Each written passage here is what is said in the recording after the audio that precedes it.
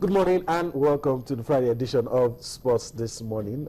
It's a lovely day and a beautiful time to talk about sports, the morning spinning world of sports. My name is Yemi Adebayo. There's a lot lined up for you this morning, and of course we'll try to give you all that we have lined up for you. But before I go any further, let's take a look at the headlines, the top stories making the rounds, the stories that will form part of our discussion on the show this morning. Of course, we start with the big one. That's Copa Lagos. It begins today. Lagos is a wash. A lot of people are expecting it. We started a countdown some time ago, and it has begun.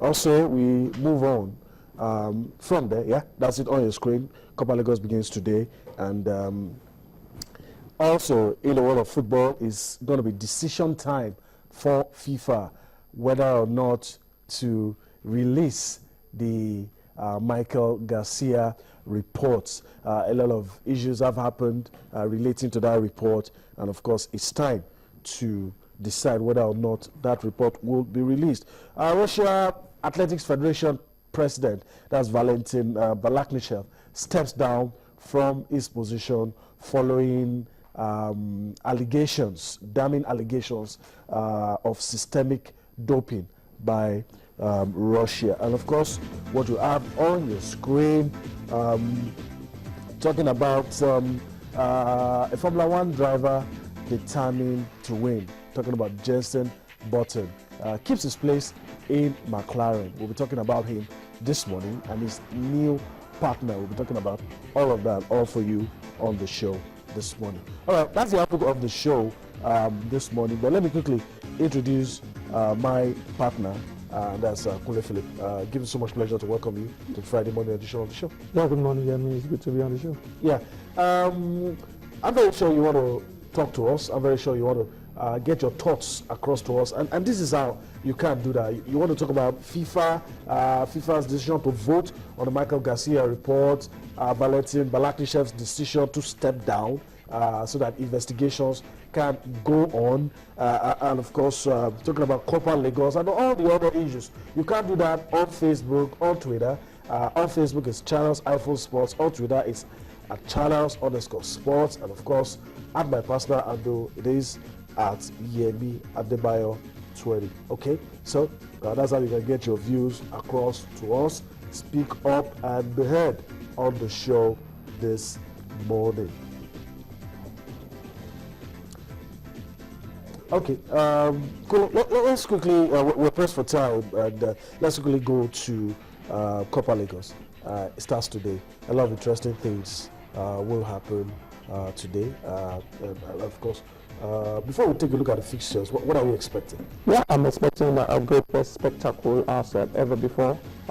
Since we've been hosting, it has always been very interesting and exciting. And this year's edition wouldn't be an exception. With the arrangements are being put in place by the organizers. There's going to be the stage is going to be, the games proper will be starting by 12:45 today. But we're going to be seeing some artists coming to grace the occasion. A lot of brass stars. Yes, okay. This was last year's edition. I think what we're going to do, let's give you the full fixtures for today. Kashima Olaluko of Pepsi Academy was here yesterday, asked Nigerians for their support, and also asked that we turn up. Okay, Friday's fixtures, that's today. And of course, Kule talked about the time. The first game to be played today, Eyimba, the big soccer team of Eyimba and Stationary Stores. That match will be played a few hours time, 12:45 p.m.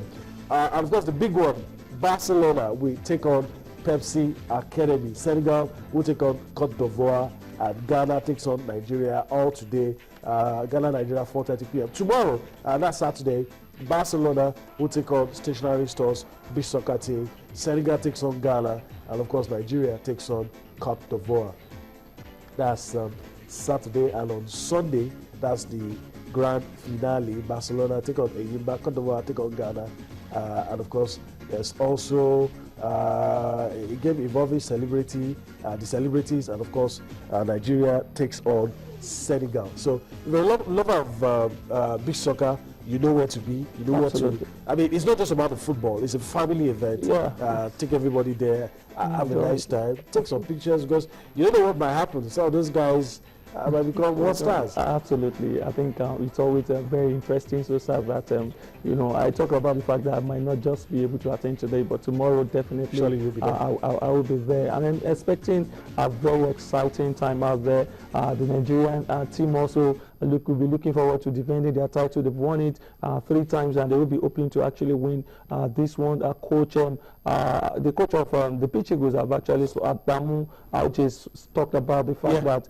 you know, early preparation was not, we didn't prepare early enough. All right, we're talking about early preparations. These guys didn't get a chance to prepare very well, and everybody is running helter-skelter to ensure that Equatorial Guinea is ready to host, in less than a month's time, to host the 2015 African Cup of Nations. And a whole lot of issues coming up now, issues about transportation, and the fact that the organizers and CAF have to be on alert for, you know, people coming in from countries that have the dreaded Ebola virus. And you don't pity Equatorial Guinea now. It's, I mean, it's not really easy. Yes, you don't pity them, but then one have to really heap praises on them for accepting to bail out CAF. Taking that bold step. You're looking at the fact that the FIFA World Clubs Cup is going on as we speak, and the Moroccans are actually hosting. And in the case of the African Cup of Nations, a country has to host in January, and of course, they actually came out to say they will host it, and we just hope that everything will actually pan out well. We know that things might just be difficult for them. Especially at the start. And we say yes, they never had plans to actually host it. Just within the last month, CAF actually gave them the nod to go out to host it. We hope everything will work out fine, and we hope that you know, at the end of the competition, the country will be Ebola free. Yeah, that's important, because football is not strong enough to prevent calamities. I mean, after football there is life, and we hope that Equatorial Guinea will put up a good show, and of course will be Ebola free after the tournament, and some of these itches will not be there. Let's look at one team participating in the event, and that's Ghana. Last week we were talking about Avram Grant saying, look, the door is open to some of these guys. Kevin Prince Boateng, if he wants, Sule Muntari. Sule Muntari's father was quoted yesterday, and that's the man in your picture, saying, look, let Avram Grant decide if he wants my son back in the team. But I don't know about you. Is it a distraction for the Black Stars? No, it's not. It shouldn't be a distraction. Depending on the way we are able to manage our players in Africa, as in the African coaches, we've seen cases whereby the African coaches find it pretty difficult to actually manage their star players. And, you know, it's so sad and disheartening. And for the foreign coaches, when they come, I think the coaches, the players, the star players tends to respect them more than the local coaches, you know. And